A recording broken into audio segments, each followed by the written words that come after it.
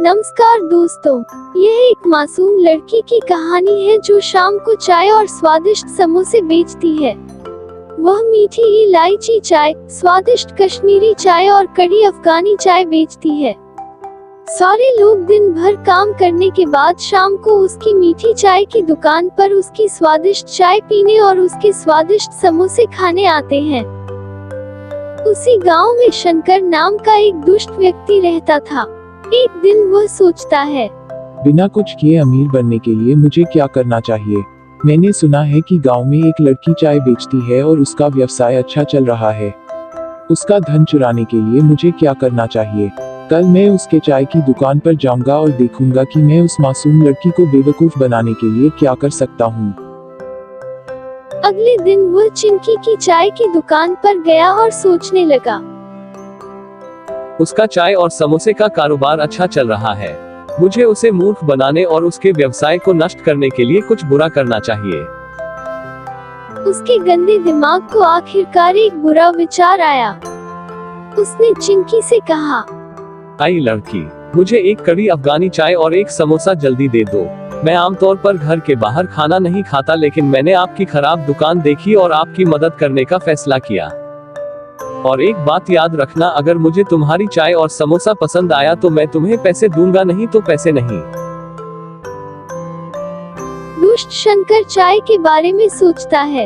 बाप रे बाप, यह चाय बेहद स्वादिष्ट है। मलाईदार स्वाद किसी को भी अधिक से अधिक पीने के लिए प्रेरित करता है। लेकिन अगर मैं उसकी सराहना करता हूँ तो उसे गर्व होगा। मुझे उसका नैतिक पतन करने के लिए उसका अपमान करना चाहिए। सारी चाय पीने के बाद उसने चिंकी को शैतानी निगाहों से देखा और कहा, तुमने मुझे पीने के लिए क्या बकवास दिया। मैं इतनी खराब स्वाद वाली चाय कभी नहीं पीता। मैं तुम्हें इस गंदी चाय के लिए एक पैसा नहीं दूंगा। पता नहीं लोग आपकी खराब चाय को क्यों पसंद करते हैं। मैं आपकी चाय की दुकान की सूचना नजदीकी पुलिस स्टेशन को दूंगा। अगली सुबह चिंकी के आने से पहले दुष्ट शंकर ने एक लड़के को चाय में रेचक मिलाने के लिए भेजा ताकि लोग उसकी चाय पीने से बीमार हो जाएं। उस लड़के ने चॉकलेट के एक टुकड़े पर अपनी आत्मा बेच दी और दुष्ट शंकर के लिए गंदा काम किया। अगली सुबह लोग चाय पीने आते हैं और एक ग्राहक की मौत हो जाती है। हर कोई घबराने लगता है और चिंकी का सारा कारोबार देखते ही देखते चौपट हो जाता है। अगर उस बच्चे ने चाय में जहर न मिलाया होता तो ऐसा नहीं हो सकता था। अगर उस बच्चे ने एक छोटी सी चॉकलेट के लिए अपनी आत्मा नहीं बेची होती। उसके बाद दुष्ट शंकर जल्दी से नई चाय की दुकान खोलता है और लोगों को चाय बेचने की कोशिश करता है। वह सोचता है, मैंने चिंकी को अपने रास्ते से हटा दिया, अब मेरा समय अमीर बनने का है। चाय बेचना मुश्किल नहीं है, लोग मूर्ख हैं, वे केवल चाय पीना चाहते हैं। लेकिन उस दुष्ट मूर्ख शंकर को यह नहीं पता था कि चिंकी की चाय कितनी अच्छी होती है और लोग केवल उसकी चाय पीना चाहते हैं। धीरे धीरे लोगों को उसकी चाय की शिकायत होने लगती है और चिंकी के स्टॉल को बुरी तरह मिस करते हैं। एक दिन वह गंदा बच्चा जिसने अपनी आत्मा बेच दी थी पछताता है और सपने में याद करता है कि दूसरे दिन उसने जो किया वह गलत था।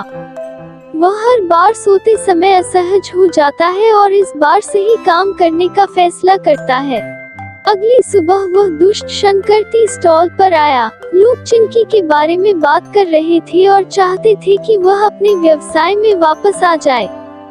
उस बच्चे ने असली कहानी बताई कि कैसे दुष्ट शंकर ने मासूम चिंकी को इस स्थिति में फंसाया।